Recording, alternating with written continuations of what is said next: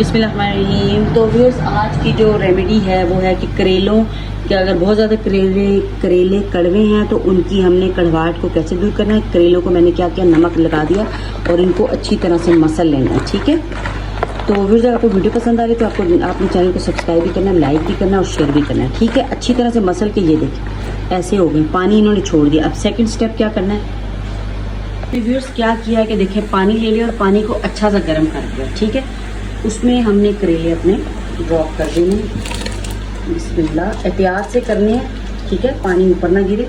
सारे करेले इसमें ड्रॉप कर देने हैं। ये हमारे करेले चढ़े। ठीक है, बहुत ही ज़्यादा अगर कड़वे हैं तो ये एक तरीका है। और इसको जी बस, ठीक है, खोलता हुआ गरम गरम पानी, और बस इनको अब क्या करना है, ड्रेन कर लेना। बस करेलों की कड़वाहट ख़त्म हो जाएगी और बहुत ही अच्छे और लजीज करेले बनेंगे।